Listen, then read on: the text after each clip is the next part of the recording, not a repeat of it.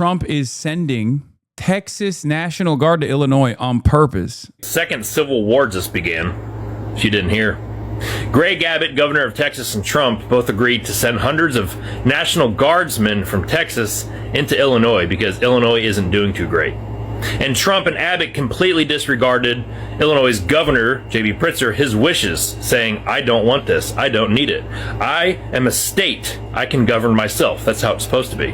And the federal government's supposed to be a mediator when they can't.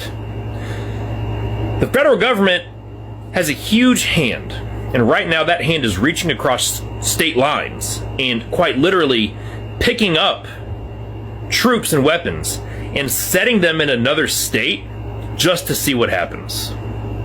There's no high crime rate in Illinois, specifically Chicago, more than there ever has been. As a matter of fact, they're at like a 5-year low.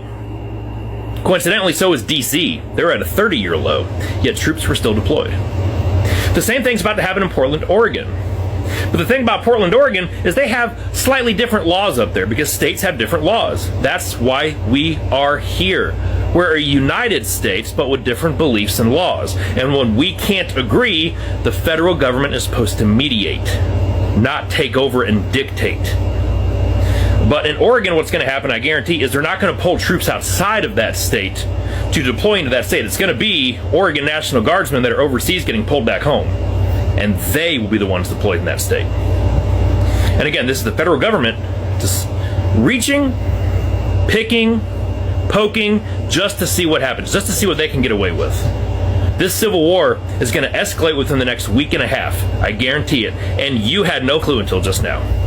Guard troops sent by the president are still in the state of Illinois this morning, even though a federal judge has ruled they should not be there. That judge temporarily blocked them from deploying anywhere in the state after some soldiers turned out to protect a federal immigration facility outside Chicago. This, the latest legal setback in the president's effort to send troops to support immigration enforcement in cities run by Democrats. Ian Lee is still in Chicago and has reaction from there. This is an important decision, not just for the state of Illinois, but for the entire country. Illinois Attorney General Kwame Raoul praised the federal judge's decision Thursday to temporarily bar the deployment of National Guard troops anywhere in the state for 2 weeks.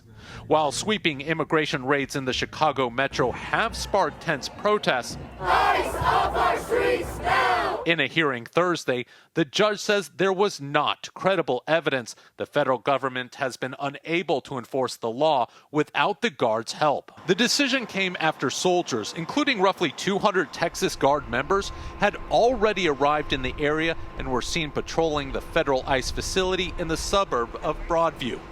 In response, Illinois Governor J.B. Pritzker wrote in a social media post, Donald Trump is not a king, and his administration is not above the law. Earlier in the day, Trump said this. I don't know what the big problem is. If I were a Democrat governor, I'd be saying, whatever you can do to get crime down, I'll take anybody. We really haven't seen in modern American history a president federalize the National Guard against the wishes of a state's leadership. CBS News legal contributor Jessica Levinson. And all these judges are struggling with the same question.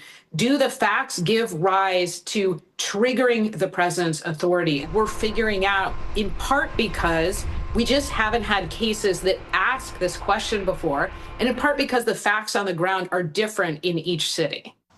The Illinois restraining order blocking Guard troops deployment is set to expire in 2 weeks. At that time, the judge will consider whether to extend it or whether the facts on the ground have changed to substantiate the soldiers' presence in the state. Gail. All right, Ian, thank you very much.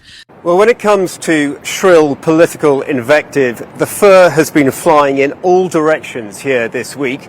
After Donald Trump sent the troops in, the state's Democratic Governor J.B. Pritzker decried it as an illegal invasion. Trump then in turn called for him to be locked up and for Chicago's Democratic mayor to be locked up. Then we got that really significant intervention in the courts yesterday, with a judge pointing out that there was no credible evidence of a rebellion in the state of Illinois and therefore no need for the troops. What we're seeing here across America is this epic struggle between presidential power and state sovereignty being played out in these big democratic voting cities. And the message from the Democrats, the boast of the Democrats in this one now is, if Congress won't check this president's power, then Chicago will. From Chicago to LA! From Chicago to LA! Immigrants are here to stay! Immigrants are here to stay! In the fading light of a Chicago evening, more than 1,000 gathered. Stand up, fight back! This city now the latest crucible for the deafening power struggles of Trump's America. The National Guard does not belong in our city. The trigger, a ramping up of immigration enforcement by ICE federal agents, and now Trump's mobilization of 500 Army Reserve National Guard to the area against the wishes of the city and state's Democratic leaders, just as in Los Angeles this summer. You're a veteran. How would you feel about seeing the National Guard on the streets of Chicago? They don't belong here. The military does not belong on the streets of American City. Donald Trump has called Chicago a war zone. It's going to be a war zone. He keeps it up. What I mean by that is he won't get away with this, and we're not going to stop. No bargaining. What's going to happen next? I'm afraid of what might happen next. That's why we're here. We need to stop it now before something really bad happens. Make some noise, Chicago! And with that, they began marching en masse towards Chicago's Trump Tower. Chicago is a city with a very strong history of protest, so a response like this to troop deployment was always on the cards. And just as inevitable, perhaps, was it, that Trump would be targeting a city like this. The court's orders are ignored. We do enter civil war territory. They expect states to offer immunity to citizens that don't pay federal taxes before seeing troops on troop violence, though. I don't know, man. It kind of feels like it's getting a little spicy. These are very strange times.